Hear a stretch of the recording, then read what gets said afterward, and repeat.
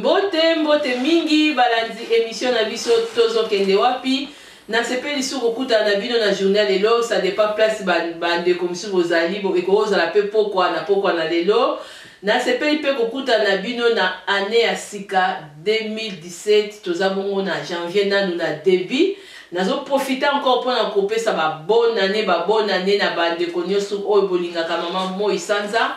oyo bosepelaka na émission na ye tozo kende wapi vraiment nzambe apambola bino place nyos bozali et puis nazo profiter sur kopesa ba merci mingi na ba soutien merci mingi na ba moya ba encouragement ya bande ko ebele ya ba papa ebele baza ko benga na ba mama pour na ko encourager vraiment émission oyo kende liboso musala oyo mama Nicole aza ko sala na kati ya tozo kende wapi. Alors, émission Tozo Kende Wapi, eza émission moko pona changement de mentalité, eza ko permettre biso to avancer, to progresser na bandenge moko ya malamu, ndenge pe to koti na mbula sika, ndenge balobaka mbula sika, makambo sika, na kati pe émission Tozo Kende Wapi, vision nango ezali toujours pona ko avancer biso dans les bons na ba changement moko ya malamu na kati ba famille na biso, na makambo ebele toza ko sala. Et puis émission Tozo Kende Wapi et les kaka tous les soirs na 20h30 na Facebook en direct en collaboration avec maman Droit dans les yeux donc maman Cécile Kimia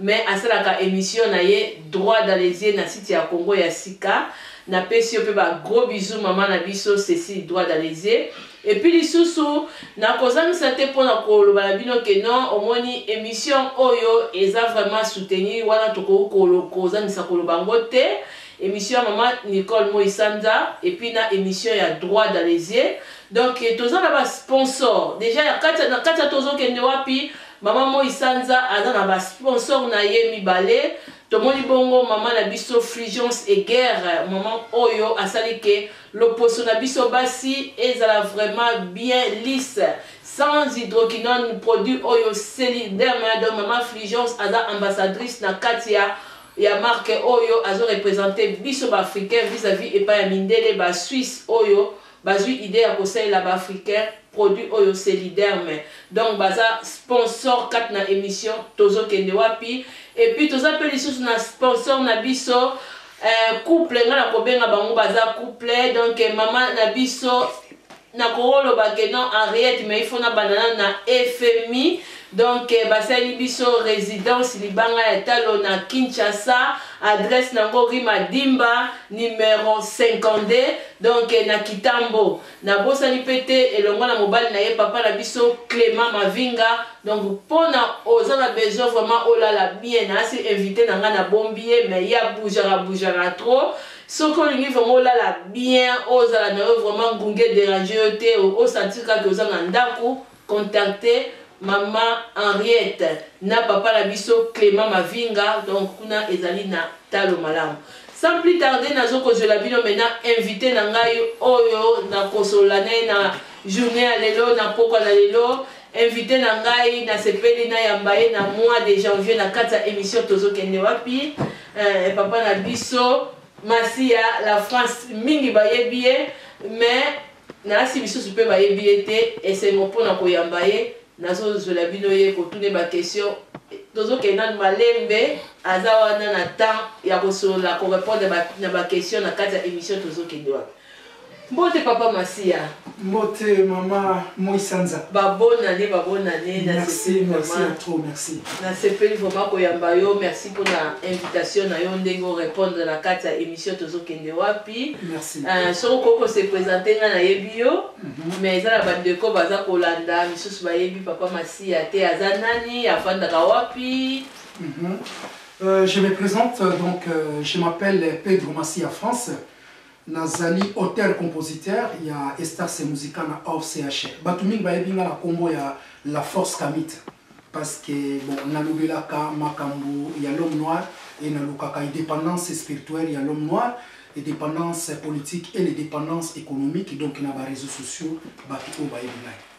Merci beaucoup papa Masia pour la présentation na yo. Nasi omoni pe totie awa déjà ninya produit na biso ya solidaire mais au sponsor nango ambassadrice nango ezali maman na biso Frigence Solidaire, naza nango déjà,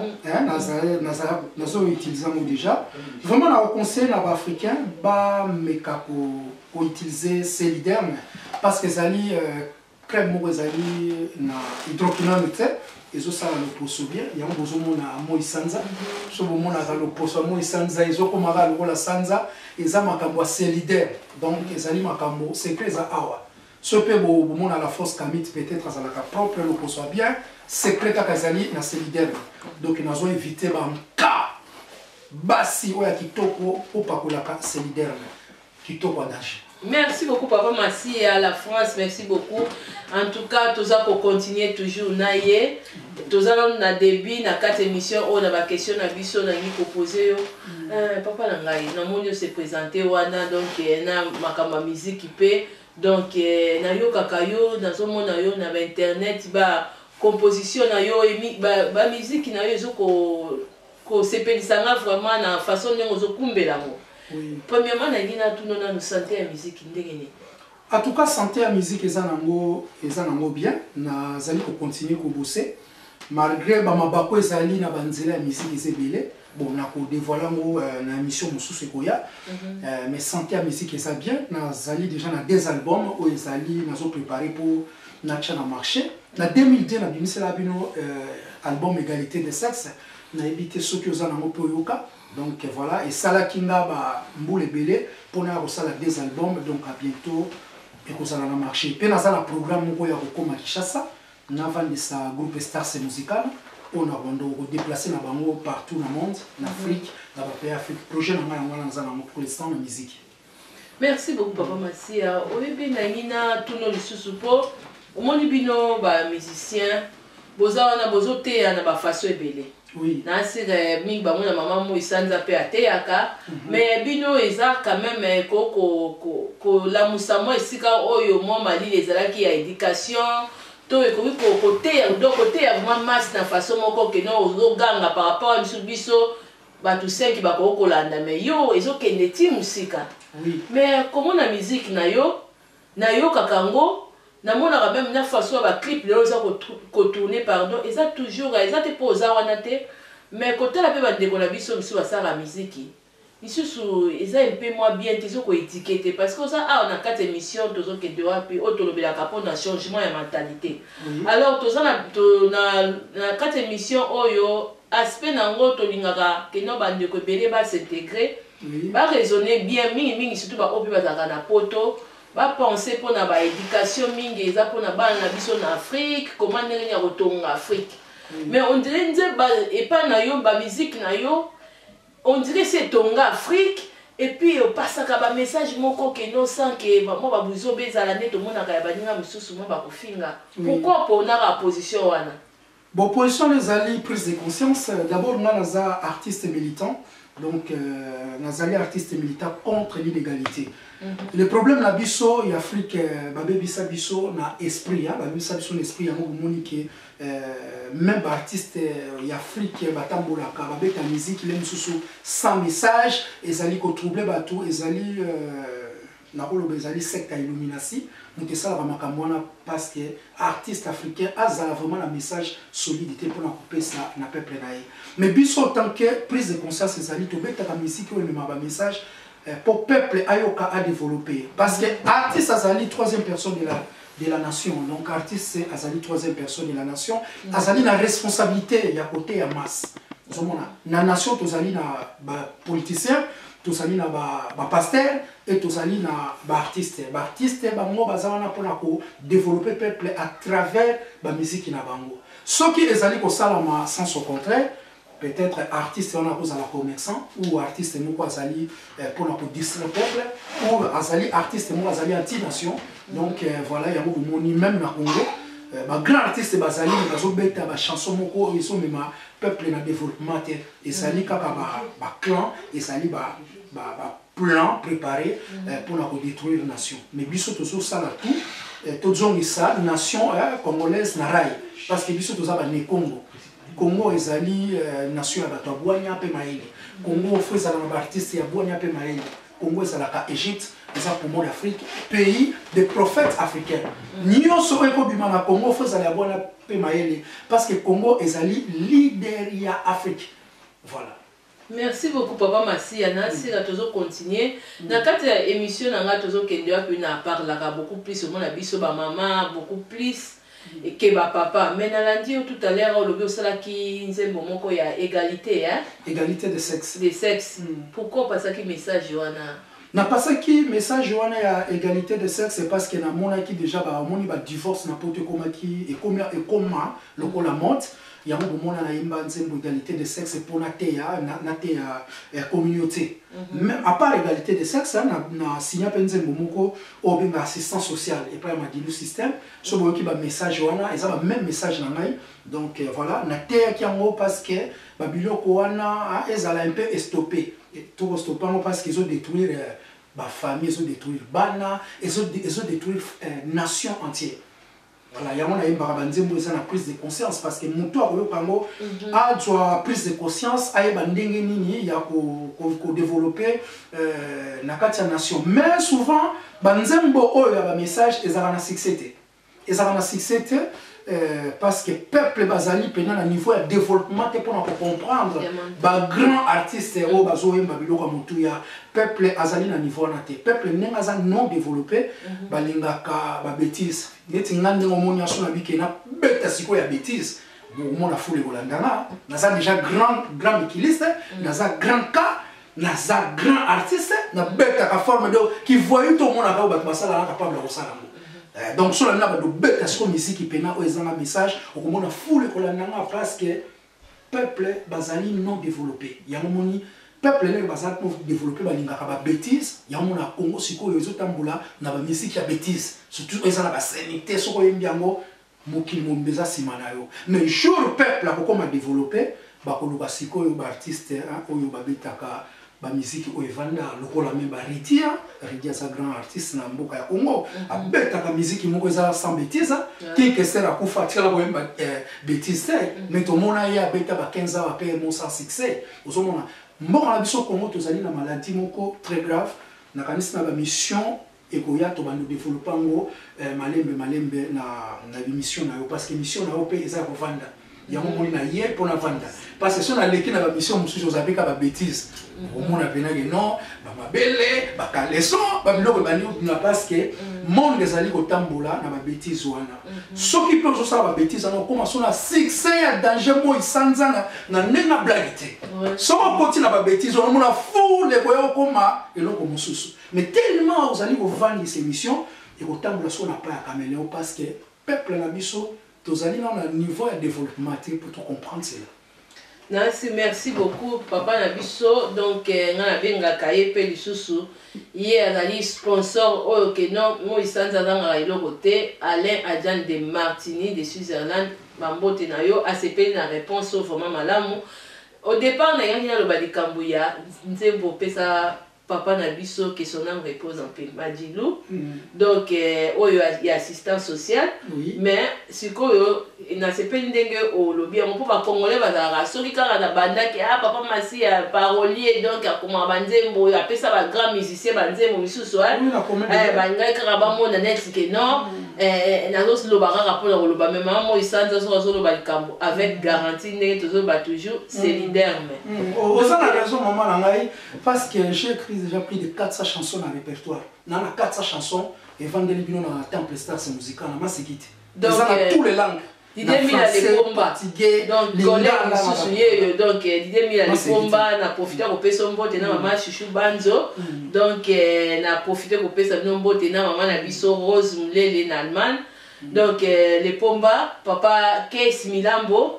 Donc papa na biso pe masi à la France banzembo pesa et pas ya papa Madilou o ya kufa na peu près na voilà mais ba inspiration aux une nzembo net lokola assistant social inspiration est là qui on dit donc au komara monde ni ya ni pe ya ni une inspiration ça na ya ni à peu près calé et ça très fort parce que biso toza moni ils a don ngala kola na loti souvent la bapongi na ngaso na lenga butu na kola muka plusieurs fois parce que nzambe hein mukeli nanga azo pesa nga banzembo musu to beta to ko makangote et ya kana ndenga bolimo hein donc voilà naza na don wana naza na don ya koyoka banzembo ya Saint-Esprit vraiment les msuna lali na so kapina ba guitare ndenge zobeta na ba parole qui vient avec na ko la muka mo na gravant et ça don bon na sala pe ba classe il y a auteur compositeur pour na komaka pour na ko maîtriser rythme et mélodie mais et ça li don na botama na mo voilà ah c'est bien mais le monde nga ngina lo ba lisusu vraiment eza malamu to profiter na ba don oyo parce que Aza vraiment grand artiste, Azo composer bien les grands paroliers. Et ça va de comme sous M sous bozo luka ba musique moko soki oyo kamweza la soki ndenge nini. Na bino ba musicien boye bana botala déjà oza na besoin M sous oyemba ka me oyebana. Mais soko oza na idée moko boye rumba moko botala déjà vraiment papa na biso masia aro betela onze monenga so bientôt soko ezoko bima na marché. Donc, banzembo pour na solidaire mais ah karatela koma pour na solidaire on becha souka na rumba ya grave bolanda ngo voilà pour na biso surtout ba maman bientôt kalate ba Saint-Valentin za koya donc na profiter sur pour na koloba que non le 18 février na 4 à Genève donc Saint-Valentin wana eza souka pour na ko réserver place na yo. Bon, hésitez pour la contacter na Facebook Femme Actuelle. Donc, ma femme actuelle, to maman na biso Rita na Genève. Donc, pour na bon réserver ma place na bino le 18 février. Alors, papa Massia, tout ça qu'on continue toujours na 4 émissions na biso. Na CP vraiment la réponse na yon temps on a pour la musique. Tout ça mon a que non bino ba musicien. Boza na rôle belé à jouer. Kaka pour na ko éduquer master mais ko jouer le rôle bon à niveau même il y a niveau politique et ça très important donc artiste ko passer message d'une manière tu es troisième de la nation avant même président de la République un artiste a mutama se quitter peut-être na Congo ndé ba artiste ba ebi valeur na bangote nengo moninga boyo ko changa contre politicien to ko sala débat to ko lodela makamba politique soko changa pe un pasteur, Togolubani Makambo spiritualité. Donc, il a posé candidature à président de la République du Congo. Exemple, il a repéré sa ministre Moko na Brésil, à comme ministre, Youssou à ministre, José Eduardo Santos à sa artiste, à sa basiste. Mais les loyaux comme président Yangola, l'homme le plus fort d'Afrique, à sa artiste. A beta ta musique a banda ou beta musique si a koma kiwana donc na Congo faut ba artiste se base na prise de conscience ba ba keno ba ça ba grand bateau na nation ou ba ko même makamba politique à charge vous imaginez ce tozaki net na Alpha Blondy na mboka ya Congo ce qui ndenge Congo ezo le canal l'occupation na ba massacre tozalaki na Alpha Blondy oyebi message nini a ko beta pour mokili mobimba et comprendre o ezo le na Congo voilà. Alors, ma question dans la peine pour na bino ba artiste donc pourquoi ba kotaka trotter na makambu ya Afrique Congo na ba pays mususu on dirait ba artiste wana bon surtout biso surtout ya biso ne Congo poso Alpha Blondy azape africain yé pas lo barana vraiment y ataka mais surtout biso ya biso beaucoup plus na mélanger té tout monde qui papa redipe King Kester yo pozo ye banzembo vraiment ba rumba tout monde rappelle muke susu mukete mais tout monde rappelle papa la biso karma pas yé pas yemba vraiment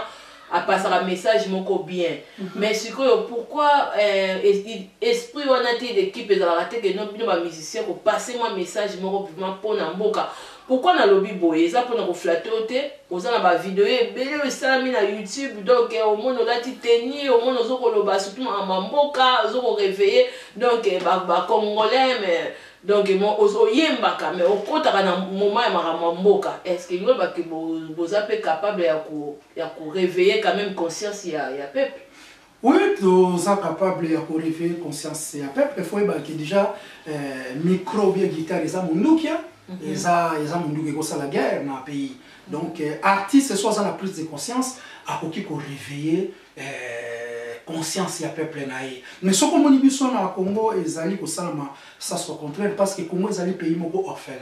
hein biso bato ba ndeko former ba congolais ba bomaki ba mona mindela avant indépendance ya moni tozali mal formé na makambo tout dans toutes les institutions congolaises mal formées parce que tozali pays moko orphelin totikala kozwa temps te ya kovanda neti na grand nationaliste lokola Thomas Sankara lokola Patrice Lumumba azwa temps ya koforme peuple toza forme te yango monaka même bapasteur baza na capacité ta kolobela makambo politique même baartiste baza na capacité te ya kodénoncer l'inégalité parce que tozalaka peuple moko non formé toza non préparé na monde ya politique tozalaka mpe na culture ya guerre te tozali na force te ya koprotéger mabele nkita na peuple ya Congo tozali peuple moko orphelin mais avec le temps bato bazwi déjà plus de conscience na kanisi Congo et kozonga nango un jour na rail. Voilà. Merci beaucoup pour la réponse. Merci papa Patrick Tadoul. Il peut tout ça un mot débat pour le Maramba Congo, na pêché sous bambote na montré. Alors dans le bassin pour la vie musicale parce que toujours sur la pose artiste il faut donner ma position na yo na 2017 parce que yo vraiment côté ko composer ou sakanité. Donc là on y bombeli biso ba surprise pour l'année au ezani album mais ezana nzela ozobongisa to pour nazo monoka pozo beta ba playback partout. Surprise ezalaki bon eza trop tard te surprise ezalaki faut na année oyo faut na kindi Congo na fandisa d'abord stars musicana parce que loko nyonso kosala ngo faut zonga na source et pe sakanguya moni biso to batami na bamboka lokola ba aigle to zala bamboka lokola ba Suisse mindele ba biso te ozomona mindele ba biso te na 2002 nazalaka na chance na kota na ba maison lokola ba Sony Music tango magiste système akotaka wana nazalaka na chance avec la chanson na immatriculé na soit contrat na maison de disque mais na rekilaki parce que ba condition na kutaki kuna peut-être correspondant qui te yango na rekilaki ba makambo ezebele peut-être ko dévoiler ngo prochainement la mission beaucoup na pourquoi na rekilaki na 2002 sinon bon moment na na za déjà star na ba MTV partout parce que moko en même temps na Magic System so beti tour na YouTube yoka nzembo immatriculé ou force za nango Sony batombaki amure na nzembo wana même na zonga ki sima le na zongi sima ba makambo bele landaki na kota ki pe ba boloko ba nini tout ça bolé na bimi voilà na zo continuer ba makambo musique mais projet na ngai ezalaki soki Congo peut-être situation politique échangeaki nga na zana posana kende na Congo pour la vendre ça grand orchestre ça c'est musical tous au moins 30 personnes donc ba musiciens ba danseurs ba guitaristes tout na vendre ça stars musical pour s'exprimer correctement na makambo ya ndule parce que nazo beta musique nazanga moko nazana ba moi collègue ko stars musical na to beta mais nazana ba pays moko boye o ezbabe ba cimetière poto ezali cimetière ya artiste ndenge ezalaki cimetière pour la Pepe Kale na obi ke fait Pepe Kale to vandeni pendant une année moto pene kitaki parce que ça poto même pas tout le monde va ouvrir son ba jibe piano ba kofi soko tchena aigle moto kokita parce que ça chété ozomona donc voilà et le réseau déranger dans la musique adresse ça mabe na utengo le bila makambo adresse ça mabe projet pene zali ke fona bimisa album mais fona zongi sa pena mutu na na kati ya Kinshasa na Congo. Merci beaucoup vraiment, grand artiste, merci beaucoup vraiment, les grands paroliers, on a bien encore les grands paroliers, parce que vous composez, vous avez belé na YouTube, donc mini ba congolais vous kenni na compte na YouTube, vous parlez la France, hein? Betika Massi à France. Massi à France, donc bon moi na banzembo ba rumba ezakuna. Nasi vraiment ndengeza na bino moko boko sepela. Vous appelez musicien, pour misusu pe bakenda kosoma banzembo pa ba parolier. Donc les grands paroliers en Katia Switzerland yeyo azawa, banzembo lokola ba assistant social, hein, o ebeta.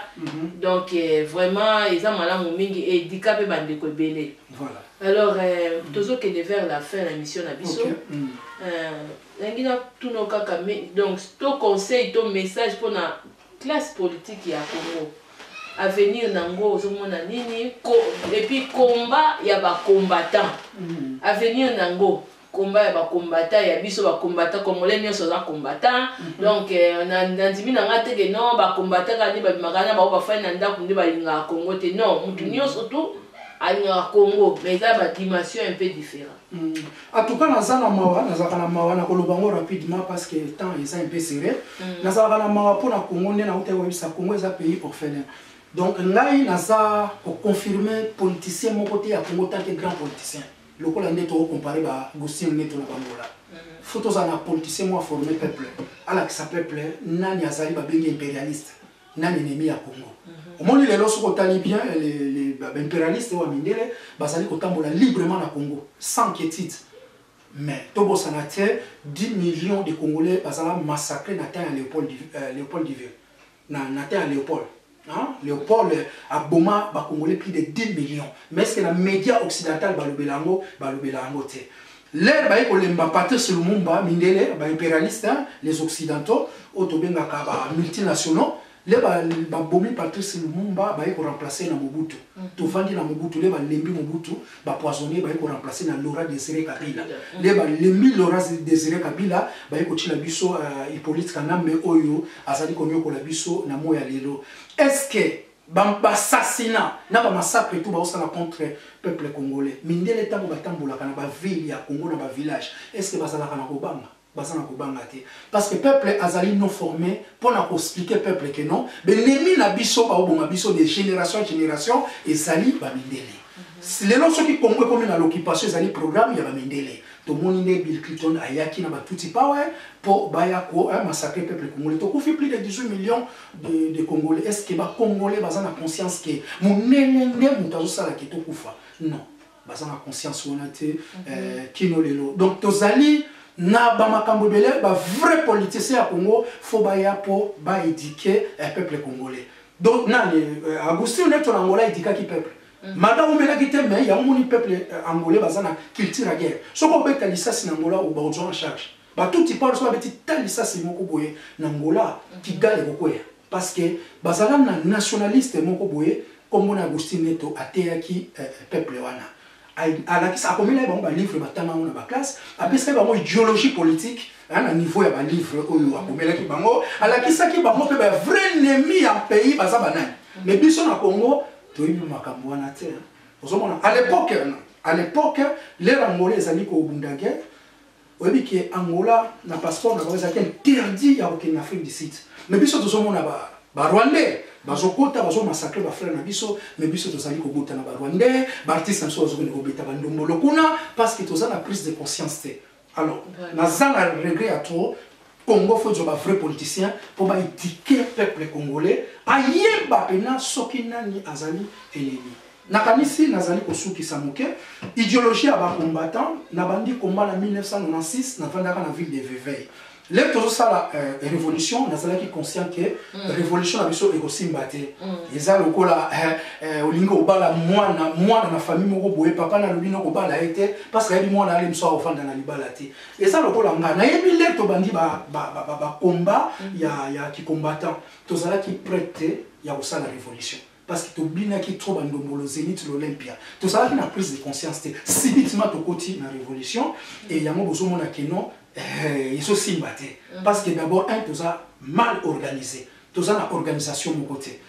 deux tous a li trop dans ma civil dans mboka Congo parce que armée jamais et ça là obligatoire tous a li pe na ba pacifique ebele y compris ba negra yene bazana kati yango tous a li na organisation te ya ko sala pena vraie révolution ya ko enquêter les impérialistes et les tuti power o ba vandeli biso na toutes les institutions ya Congo tous a li na façon te ya ko bangisa bango to ya ko chasser bango même na niveau ya révolution parce que tous a li mal organisé tous a li stratégie na idéologie regret nanga yango na niveau ya ba combattant c'est vrai to tamboli na ba ville occidentale mais loko elindaki to sala loko elindaki motu ya ko sala so to zaki organiser to sala gouvernement de la diaspora to sala banque de la diaspora na côté ya diaspora même $20 ou $10 soki plus de 7 millions ya ba Congolais basa na diaspora ba sangisa ngo to ko sala armée de la résistance ya Congo toko bomisa mutu moko tele to sala ba révolution wana ozo comprendre les deux outils da mutu la guerre contre policiers azana munduki otika peuple no babo maye bongote faut miscléer normalement na tant que tozali soki biso peuple congolais tozala qui organisé faut tozala sikona armée de la diaspora armée de la résistance congolaise na kati ya terre veut dire Kabila soka boy kolongwa okima na banduki mais tozo ko kamote mais diaspora congolaise soza tellement belé beaucoup imaginer mais tout ça na ba musique club nga na leader boy nga leader ba musique club tout ça li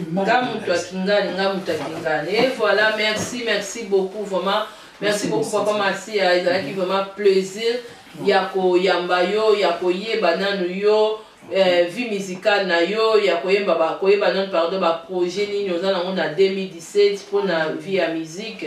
Merci beaucoup na si so kozana ba dédicace ya kopesa bandeko bato ba soutenir kayo na musala na yo. Oui, nazali kopesa ba dédicace na d'abord na Moïse Sanza, félicitations mama Congo na musalo salaka nzambe ya Congo abatela yo na musalo salaka nazo pesa pe dédicace na tous les combattants au batelema positivement pour na kobundele kolo Aniki Congo basé belé tellement vraiment tout le monde dans la botelema pour na Congo tout cas nzambe ya zala na bino nzambe ya Congo oyo tobengaka a Congo akobosa na bino te na mémoire ancestrale ya basetre na biso akosala na bino elongo nazali pe kosenga kopesa mbote belé na bakamit oyo bazali bakamit biso bakamit vraiment na tous les batou oyo bazali ko soutenir na la réseaux sociaux en tout cas le sac on a bino ya wana. Merci beaucoup papa Massi à yo pe na invitation ndengo répondre na si bandeko nyonso soki oza na besoin ya playback ozobongiselo oza vraiment na besoin msusu ya nzembo moko ya kitoko ne bazosalela mama Moïse Sanza na solidaire mais donc na mama na biso la ambassadrice ya Fulgence. Bon contacter papa Fulgence papa la biso pardon Massi à la France. De toute façon ba coordonner bozo na bino pe awa et na bosani lisusu pe kopesa lisusu ba merci mingi ba mbote belé na honorable JP Ngudi na Allemagne na pesio ba mbote mingi ya Guy Saïd na pesio ba mbote mingi na bosani lisusu kopesa ba mbote na ngala na papa la biso Joe Luciano na kati ya Suisse na bosani te lisusu papa la biso prof Mokonzabe na pesio ba mbote mingi na bosani pe lisusu kopesa so ba mbote lisusu na papa la biso Claude Nsingi na Aigle bambote na yango wana et na bosali pete suko pesa su na bambote ebele na papa na biso de 8 Bomer na pesa bambote mingi ba bonne fête et puis bambote na libota mobimba na ba mama o bosute na Moïse Sanza bo na Facebook na lingi bino mingi boza ebele mama na biso Beyanga Biata mama Chouchou Banjo Marquise Jackie et mama na biso Michael Mabilama bambote na bino et na pespes bambote na mama na Liliane Likombe na Nechatel bambote na yo mama Nikidel Mama Berthe ni baba boze belé oyo bolingaka mama Nicole mama Sylvia na Genève bambote na ona peso yango wana. Merci beaucoup tokuta na bino lisusu mbala sima na invitation misusu selon ndenge o nyoswa lingi benga olingi oleka olingi promotion ko hésiter te donc awa tozolobela déjà pour na solidaire mais donc sans hydroquinone donc ezoko sukola po garantie suisse donc bon c'est dérangé te contacter maman la biso Fulgence Eger pour la cause solidaire mais bah gros bisous maman la biso droit d'Alésier donc kalate tozo kutana yonde ka to salaka. L'ignorance est la racine de tous les mâles. L'homme ignorant vieillit à la manière d'un bœuf. Son poids augmente mais non sa sagesse. Que ton âme repose en paix et Koumani Papa Wemba, Mangro Koto grand prêtre. Yo Zala orphelin, Yo Yembaki esclavage, pour la souffrance ya l'homme noir. Yo Yembelaki Africa, pour na ko dénoncer l'inégalité ya l'homme noir. Kasi Banyangundu ba ignorer ba effort na yo balingaki otambolaka motakala po bango basepela a olingaki bilamba ya haute couture na nzoto bakoma bachaku pro lokola ngai petit na la force de frappe kamite c'est la force pharaonique nazali koluka et dépendance spirituelle ya l'homme noir. L'esclavage spirituel c'est la base de toutes les formes d'esclavagisme. Otikanga na lela pasi ya Kongo na ngai bato baleli mingi bampasi eleki Kongo etonda kita na mabele na yango ekomi pays pauvre na koka moyeye non non non non ah non non non masi ya France aleli Kongo ye ba combattant baleli Kongo jamais sana Congo nanga otikanga na lela sacrifice à Lumumba botikanga na kanisa bapasi ya Kimbangu botikanga na lela Antoine Kingotoloe babundela pe Congo contre ba impérialisme balongola pe Congo na mapoko d'étranger tala batraître Congo baposani pasi ya Lumumba non ya Kimbangu papa mama basalaka tena ikelemba kolia na Congo plus jamais sana Congo nanga souffrance coloniale, souffrance esclavagiste, souffrance à dictature et souffrance à guerre civile, souffrance en exil et souffrance à bas prison. Papa ya balena sani biso na mabele, lavage cérébral et colonial oyo pasi non non non non, ah non non non, jamais ça. Roma simo kimangu, Roma ya kipa vita na ngaye, plus jamais sana Congo na ngaye. Toyokana tosangana peuple congolais 900 000 églises na capitale à Congo oina na boka bwani na kati ya l'église oina na boka bwani ya ba politicien oina na boka bwani ya ba musicien banguna basemezizani na mboka Congo séparé pour bien régner mes frères et mes sœurs non non non non. Ah non, non, non, jamais ça. Osela te Jésus a songaye Oluka te babundela yo Olinga te basalela yo esa Vedir makambo ezali boye Les occidentaux oyo babengami les impérialistes Congo ezalaka bilanga na bango Bakangi Congo peut poser l'étranger pour pouvoir gouverner le peuple congolais. C'est comme ça qu'on pose l'étranger et le peuple congolais va détruire l'esclavage à cause de la parole de côté. Et l'on peut essayer de ça. Congolais doit aimer Congolais. Photos à la emploi pour combattre les ennemis du Congo. Totika koswana swana, totika lokoso ya mbongo, totika kozala ba fanatique aveugle, totika ko glorifier l'étranger au bakandi Congo parce que basali na posa ya komuta la biso na bini na complicité ya mindeni. Il est amatongo. Alors bino ba pasteur, oyo kozali une expérience céleste, oyo bokendaka paradis céleste. Oyo boyebi lifelo botuna roi de Belge ke Congo esukisa bato nyonso baluka kokonza yango Congo emelaka bato yo Anika Maluka la force de frappe Kanita yebisa bango tika eza tika